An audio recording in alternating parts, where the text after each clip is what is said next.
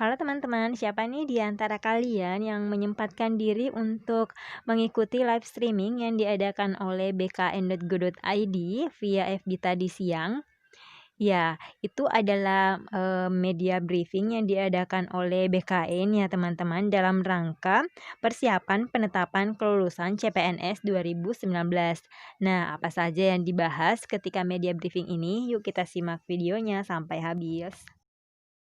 Assalamualaikum warahmatullahi wabarakatuh. Welcome to my channel calon guru baru. Sebelum lanjut jangan lupa subscribe.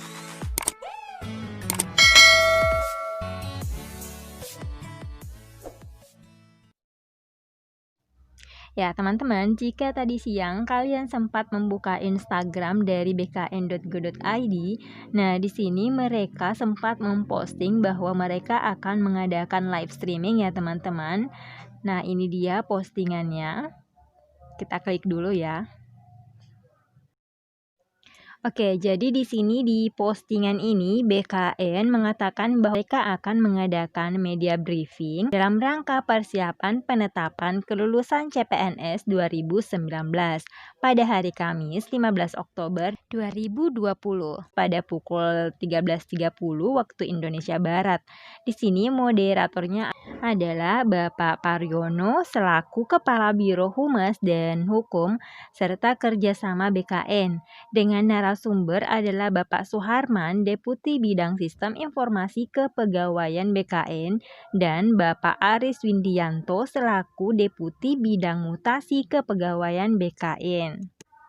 Dan live streaming ini akan dilakukan lewat FB ya teman-teman di bkn.go.id. Oke, coba kita baca isi postingannya ya teman-teman.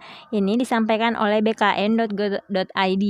Hai hashtag Sobat BKN, pasti ada rasa lega bercampur debaran nih buat kalian yang baru menyelesaikan SKB hashtag CPNS 2019. Ada rasa optimis lulus, ada pula rasa pesimis. Nah, sebelum berspekulasi macam-macam, media briefing persiapan penetapan kelulusan CPNS 2019 besok siang ini wajib kalian simak, jangan sampai ketinggalan live streamingnya. Nah, jadi mereka mempostingnya sehari sebelumnya ya teman-teman, tapi saya melihat postingan ini di tanggal 15 Oktober 2020 ini di jam 10 atau jam 11 ya teman-teman. Saya lihat postingannya dan kemudian saya mengikuti live streaming ini di FB bkn.go.id. Nah, jadi teman-teman, live briefing ini kan dia sebenarnya diadakan untuk media, makanya peserta yang ikut Zoom itu adalah media-media yang ada di Indonesia ya. Dan ini pun bisa diikuti atau disaksikan oleh halayak umum ya teman-teman, makanya mereka melaksanakannya live streaming lewat FB. Nah, ada pun beberapa hal yang dibahas ketika live streaming tadi di briefingnya itu, yaitu masalah pemberkasan untuk CPNS 2019 ini. Kemudian bagaimana pengisian formasi yang kosong, serta apakah ketika pemberkasan atau penetapan NIP itu masih ada kemungkinan gugur, apa saja yang menyebabkannya. Nah, selanjutnya banyak yang menanyakan di situ mengenai soal-soal yang diperoleh peserta ujian SKB itu berbeda dengan formasi yang mereka lamar. Nah, selanjutnya ada pula yang menanyakan apakah nantinya bisa dibuatkan kebijakan tentang peserta CPNS yang memiliki serdik dengan yang tidak berserdik. Oke, kita bahas yang pertama yaitu mengenai pemberkasan untuk penetapan NIP CPNS 2019. Di sini disampaikan di media briefing tadi mekanismenya seperti ini ya, yang sempat saya screenshot dari live streamingnya.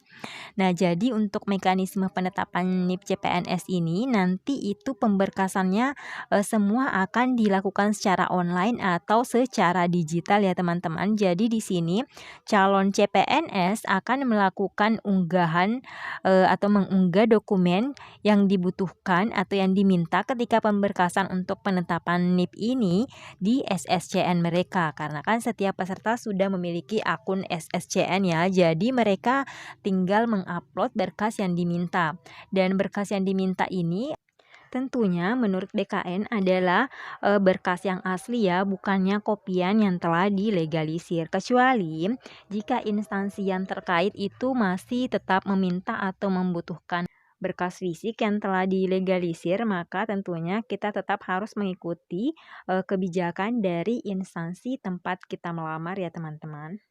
Yang pastinya di sini sudah dijelaskan oleh BKN bahwa mekanisme penetapan NIP CPNS ini untuk BKN sendiri, para peserta yang dinyatakan lolos dan akan diumumkan di tanggal 30 Oktober 2020 ini, mereka akan mengupload berkas tersebut secara digital yaitu melalui akun SSCN mereka. Nah, selanjutnya di sini instansi akan melakukan input data. Mereka memiliki aplikasi sendiri ya teman-teman, disebut dengan Doku Digital. Nah, berkas yang telah diunggah oleh peserta CPNS ini melalui akun SSCN-nya akan diverifikasi oleh instansi yang terkait. Nah, mereka akan melakukan ini melalui Doku Digital ya teman-teman, yaitu verifikasi dokumen, unduh pertek, kemudian info atau pengembalian berkas BTL atau batal ya, dan TMS atau tidak memenuhi syarat. Nah, selanjutnya semua dokumen yang telah diverifikasi oleh instansi terkait di sini akan diperiksa ulang oleh BKN Pusat tetap melalui aplikasi Doku Digitalnya ya teman-teman.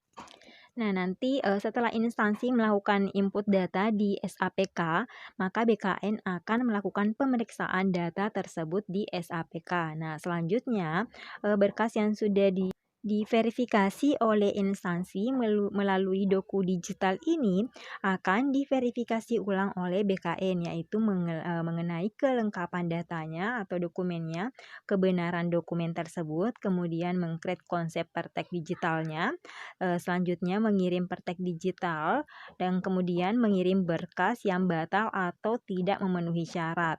Nah, kemudian setelah itu maka akan dilakukan taken digital ya, DS Pertek NIP dan juga pengantarnya. Jadi semua ini dilakukan secara digital sampai dengan penetapan NIP-nya ya teman-teman.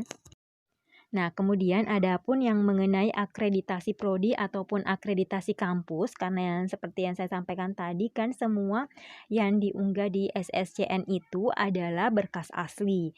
Nah, tapi kalau untuk akreditasi kampus maupun prodi kan biasanya itu tidak ada aslinya kan teman-teman, cuma kopian saja yang dilegalisir. Nah, untuk yang masalah seperti ini sudah dijelaskan juga oleh pihak BKN tadi bahwa untuk akreditasi prodi maupun kampus ini kalian bisa menggunakan kopian maupun asli jika punya, karena kan nanti untuk akreditasi ini tetap akan dilakukan pengecekan ulang atau pencocokan ulang di pangkalan data Dikti ya. Nah, jadi pemberkasan ini kalian akan diminta untuk melakukan upload di SSCN karena semuanya akan dilakukan secara digital atau online ya. Karena kan kondisinya sekarang masih COVID-19 ya teman-teman, makanya pemberkasan digital ini dilakukan untuk melakukan pengurangan pergerakan antar daerah ataupun terjadi pengerumunan massa yang terlalu banyak ya teman-teman, yang bisa menyebabkan penyebaran COVID-19. Oke, pembahasan yang kedua di sini yang saya garis bawahi adalah mengenai bagaimana cara pengisian formasi yang kosong. Seperti yang diketahui kemarin bahwa ada kebijakan bahwa akan ada pengisian formasi yang kosong ya teman-teman. Jadi ini untuk mekanismenya juga sempat dijelaskan ketika media briefing tadi. Nah, jadi seperti ini tadi yang sempat saya screenshot dari live streamingnya mengenai bagaimana pengisian formasi yang tidak terpenuhi atau formasi yang kosong. Nah, jadi kalau misalnya di dalam satu instansi itu ada jabatan pranata komputer pertama untuk kantor regional, misalnya untuk di BKN ya. Di sini ada formasi yang dibuka. Yang pertama yaitu satu formasi untuk di disabilitas. Yang kedua adalah formasi umum sebanyak 3 orang. Kemudian formasi lulusan terbaik sebanyak 2 orang. Nah, untuk yang formasi yang pertama yaitu disabilitas yang kuotanya 1 orang yang dibutuhkan. Di sini ternyata tidak ada peserta yang lolos atau tidak ada peserta yang mengisi formasi tersebut. Entah dia tidak lulus ketika SKD ataupun memang tidak mendaftar ketika formasi ini dibuka. Nah, adapun untuk yang kedua, formasi umum yang dibuka sebanyak 3 orang atau 3 kuota ya teman-teman. Dan peserta yang lulus di sini dia sebanyak 6 orang. Berarti di sini ada 3 peserta yang TL atau tidak lulus ya teman-teman. Nah, jadi dari ketiga peserta yang TL ini atau tidak lulus untuk pengisian formasi umum, itu pesertanya yang memiliki nilai tertinggi bisa dialihkan ke formasi disabilitas yang kosong. Jadi yang tertinggi ini bisa dialihkan untuk mengisi formasi disabilitas ya teman-teman. Nah, selanjutnya untuk formasi yang ketiga yaitu lulusan terbaik itu sebanyak 2 orang yang dibuka. Ternyata yang lulus untuk SKD dan SKB itu cuma sebanyak 1 orang. Nah, untuk pemenuhan 1 kuota lagi itu bisa diambil dari formasi umum yang masih ada 2 peserta yang belum diambil. Jadi kita ambil dari yang nilai tertinggi dari formasi umum itu. Kita bawa untuk mengisi lulusan terbaik. Nah, berarti ketiga formasi yang dibuka untuk Pranata Komputer ini dia sudah terisi semua dan ada 1 orang yang tidak lulus di formasi yang umum. Karena kan yang diambil cuma sebanyak 2 orang, 1 untuk disabilitas dan 1 lagi untuk mengisi lulusan terbaik. Jadi 1 orang ini sudah tidak lulus dan tidak bisa juga untuk mengisi formasi yang lain karena semua sudah full atau tidak ada lagi formasi yang kosong untuk posisi Pranata Komputer di kantor regional BKN. Nah, jadi seperti itu ya teman-teman untuk gambaran mengenai bagaimana pengisian formasi yang kosong di CPNS 2019 ini. Jadi nanti itu pengisiannya berdasarkan peringkat atau nilai tertinggi dan syaratnya tentu saja itu adalah kualifikasi pendidikan yang sama serta jabatan yang sama yang dilamar ya di instansi tersebut. Nah, selanjutnya adalah mengenai apakah masih bisa dinyatakan gugur nih ketika sudah pengajuan berkas untuk penetapan NIP. Nah, di sini juga sudah disampaikan oleh BKN bahwa ketika pemberkasan untuk penetapan NIP itu kan verifikasinya berlapis-lapis ya teman-teman. Nah, kalaupun nanti ketika verifikasi berkas ketika pengajuan NIP itu didapat atau diperoleh ternyata berkasnya ini ada kekeliruan sehingga menyebabkan peserta tersebut dinyatakan tidak lulus atau TMS. Nah, adapun yang bisa menyebabkan pembatalan atau gugurnya ketika pemberkasan ini yang pertama adalah berkasnya atau dokumen yang diunggah tersebut tidak lengkap. Nah, yang kedua adalah formasi yang dilamar itu tidak sesuai dengan kualifikasi pendidikan. Nah, misalnya saja yang kalian lamar itu adalah untuk pendidikan sosiologi, tapi ternyata latar belakang pendidikan kalian adalah sosiologi murni, bukan pendidikan. Nah, otomatis ini bisa membatalkan kalian untuk maju mendapatkan NIP di CPNS 2019 ini. Nah, selanjutnya adalah masalah umur. Misalnya saja umur kalian sudah melewati batas maksimal untuk melamar sebagai CPNS, yaitu 35 tahun. Jadi walaupun sudah cuma lewat 1 hari saja, itu tetap akan menggugurkan kalian ketika pemberkasan untuk penetapan NIP ya teman-teman. Jadi yang dihitung itu adalah usia ketika kalian mendaftar atau melamar CPNS 2019 ini ya. Nah, jadi kalau kalian ketika melamar itu usianya memang sudah 35 tahun ya, dan kemudian selama menunggu pengumuman untuk pelaksanaan SKB ini ternyata kalian sudah berulang tahun yang ke-36 tahun itu tidak terhitung karena kan yang dihitung itu adalah usia kalian ketika kalian mendaftar di SSCN ketika pendaftaran CPNS 2019 ini. Nah, jadi itu tadi beberapa contoh yang bisa membatalkan kalian atau bisa membuat kalian gugur ketika penetapan NIP untuk CPNS 2019 ini. Nah, selanjutnya ketika media briefing tadi juga sempat atau ada yang menanyakan mengenai adanya perbedaan soal yang diperoleh dengan formasi yang mereka lamar. Nah, untuk perbedaan soal SKB yang didapatkan peserta CPNS itu berbeda dengan formasi yang mereka lamar itu, pihak BKN ini kurang paham juga ya teman-teman, kok bisa terjadi perbedaan seperti itu dan perbedaan yang kayak gimana yang dimaksud oleh peserta CPNS ini. Karena kan yang membahas soal SKB itu bukan pihak BKN ya teman-teman, tapi ada instansi terkait yang memang khusus untuk menyusun soal-soal SKB ini.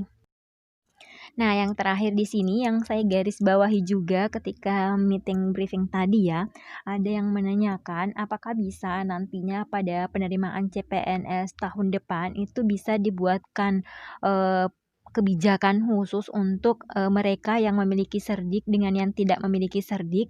Misalnya saja bukakan formasi untuk mereka yang khusus memang yang memiliki cerdik. Jadi tidak akan ada persaingan antara mereka yang berserdik dan mereka yang tidak berserdik. Jadi biar fair aja gitu ya teman-teman, karena kan untuk formasi guru yang memiliki sertifikat pendidik atau serdik itu mereka otomatis pada saat SKB itu akan mendapatkan poin 100% ya untuk nilai SKB-nya.